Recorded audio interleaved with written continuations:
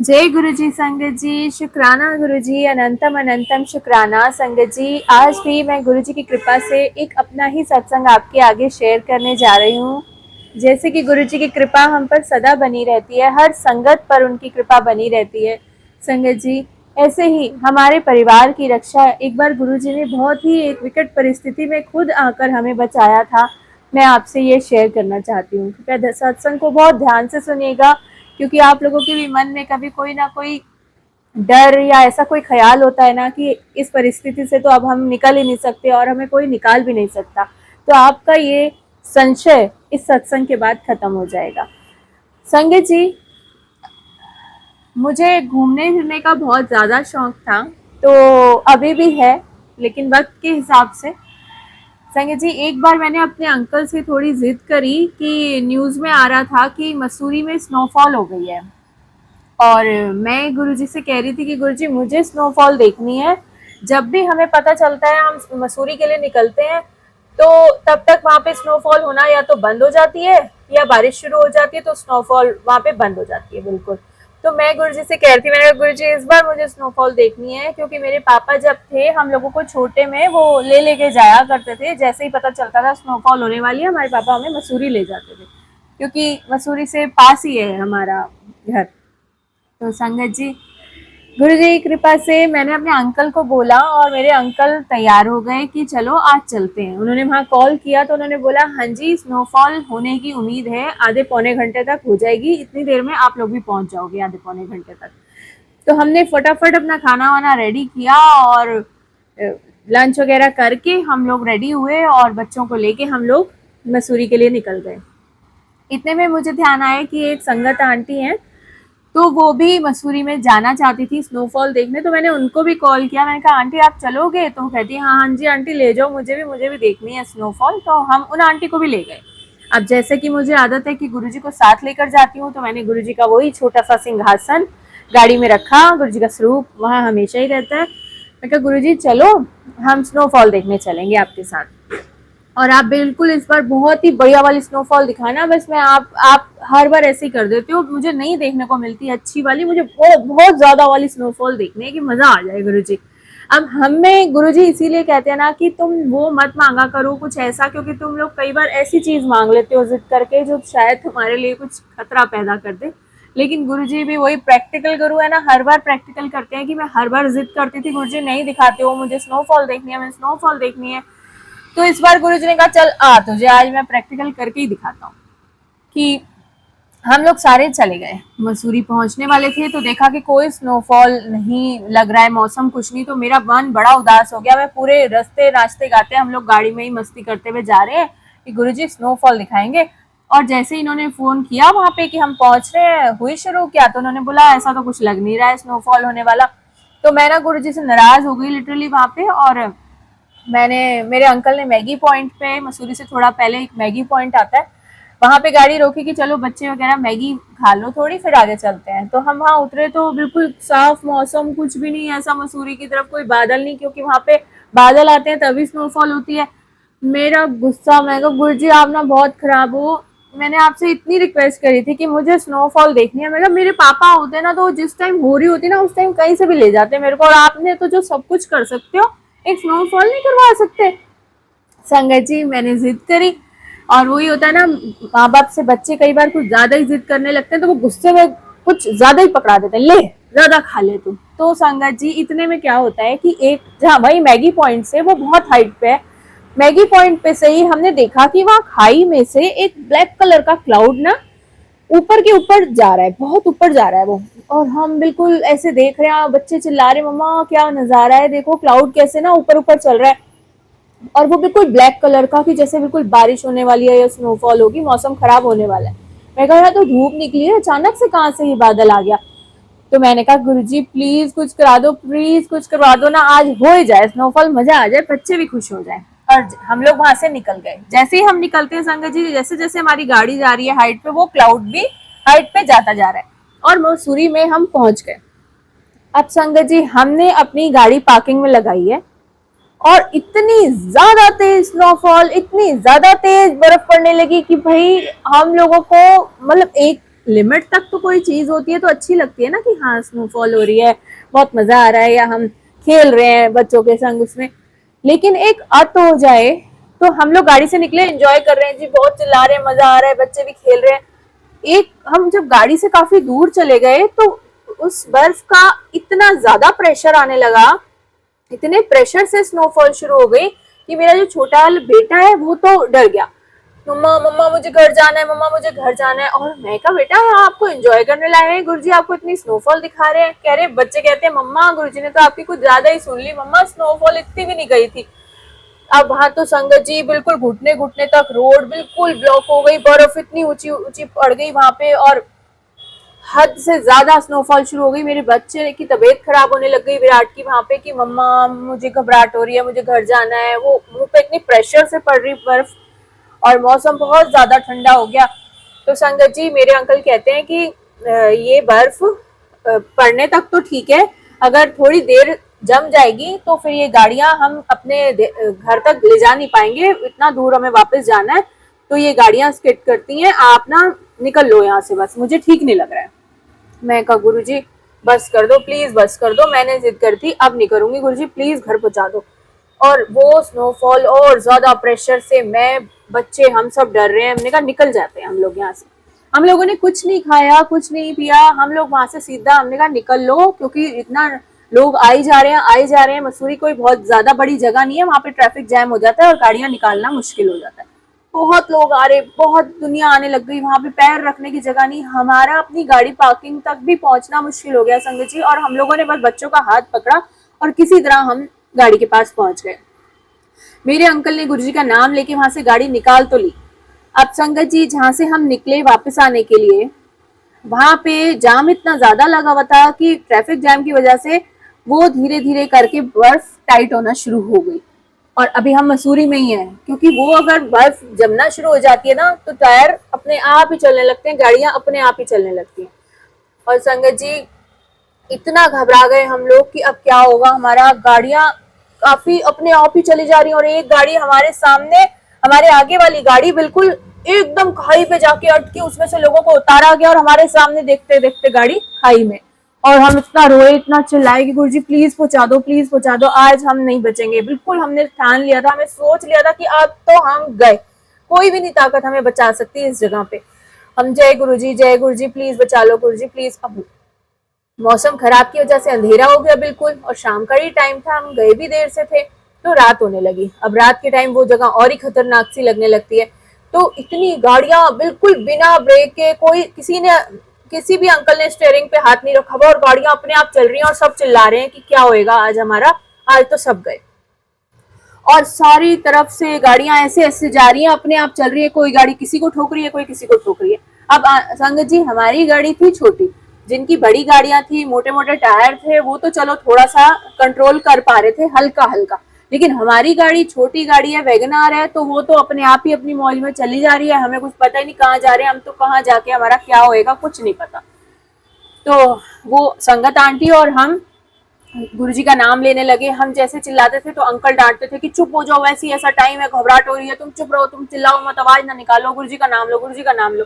तो उन आंटी ने और मैंने सोचा कि हम उतर जाते हैं, और हमारे पास ना 2 प्लेटें रखी हुई थी गाड़ी में, तो हम दोनों ना गाड़ी के आगे से, टायर के आगे से हम लोग बर्फ को हटाते जाते हैं, और आप धीरे धीरे गाड़ी चलाना।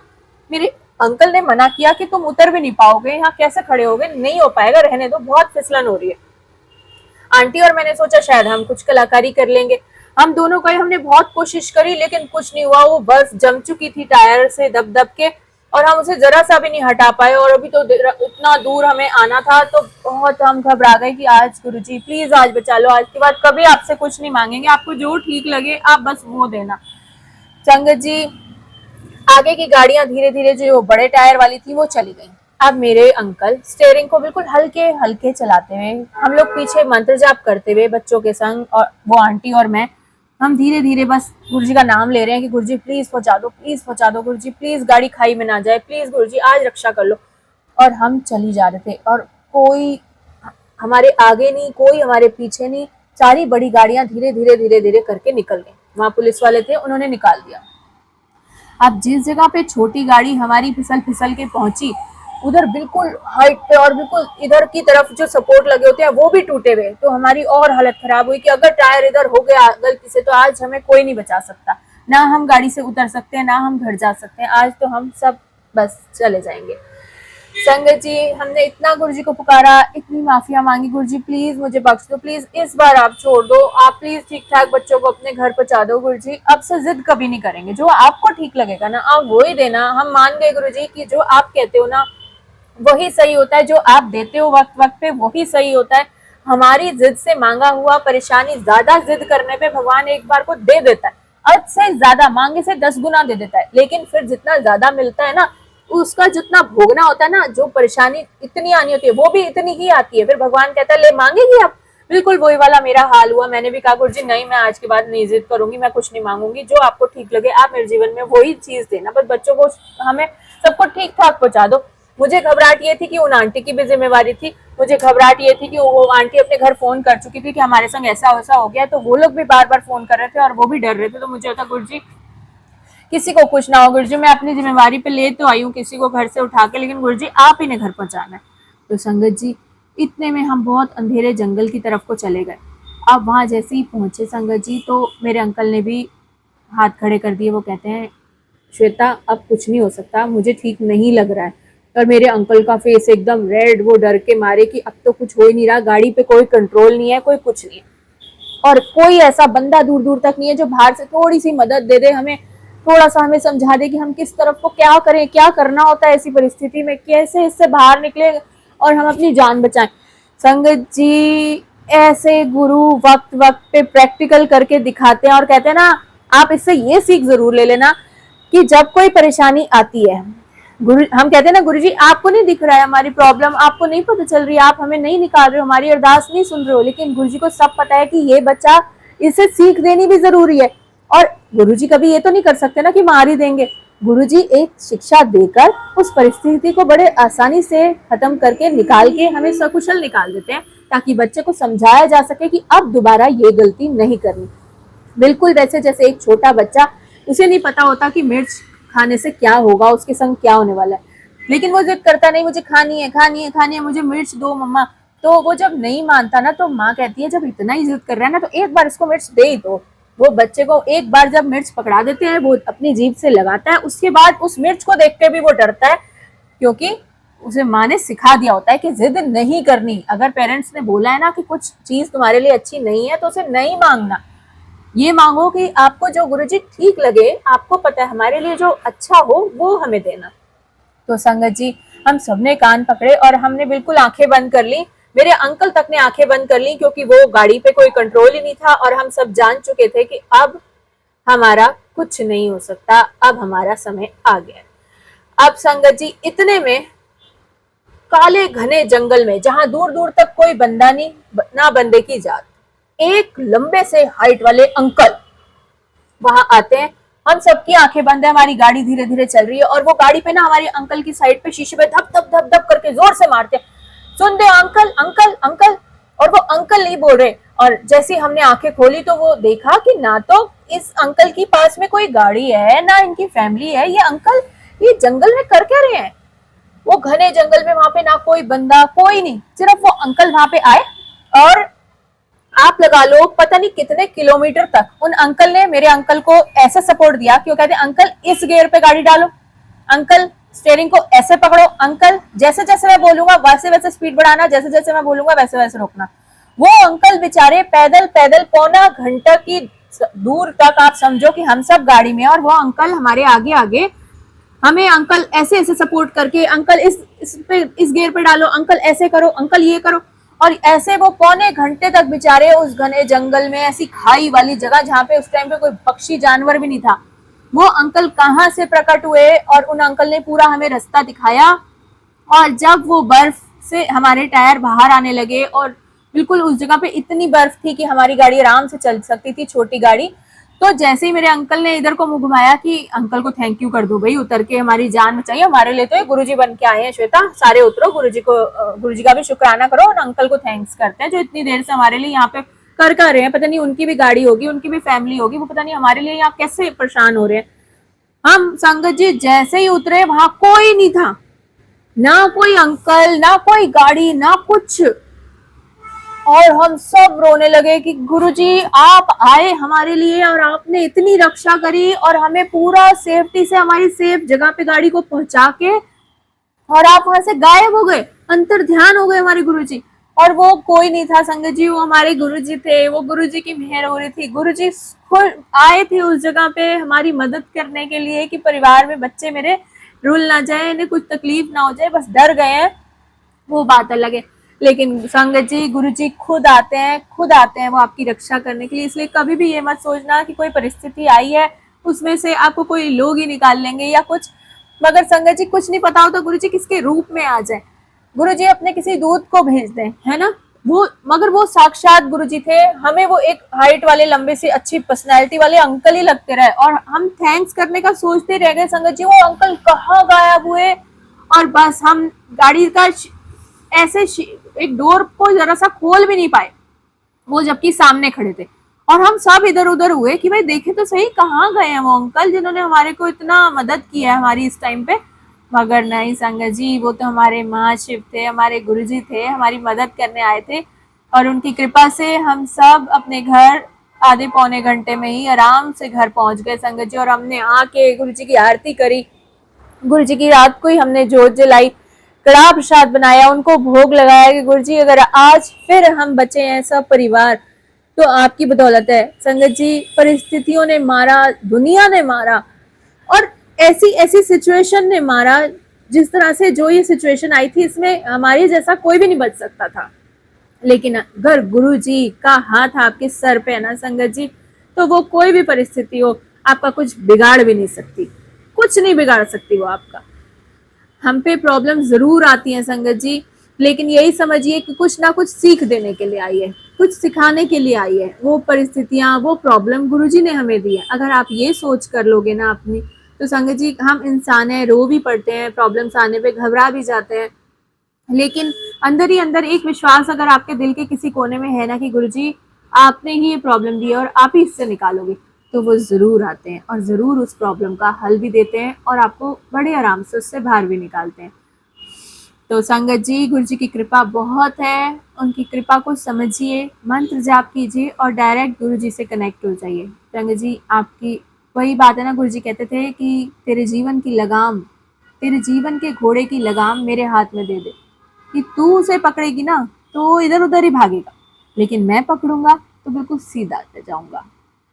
ये हकीकत है, ये गोल्डन वर्ड्स हैं गुरुजी के जो गुरुजी ने कहे हैं। तो संगत जी गुरुजी की कृपा से आज का ये सत्संग को मैं यहीं विराम देती हूँ और गुरुजी की ऐसी कृपा सारी संगत पर बनी रहे, मेरी यही प्रार्थना है। बस सबका विश्वास गुरुजी में बढ़ता रहे और आप सब गुरुजी का सिमरन करते रहें और डायरेक्ट उनसे जुड़े रहें। बस इसी कामना के साथ मैं आज के सत्संग को विराम देती हूँ। जय गुरुजी, शुक्राना गुरुजी, हर श्वास का शुक्राना।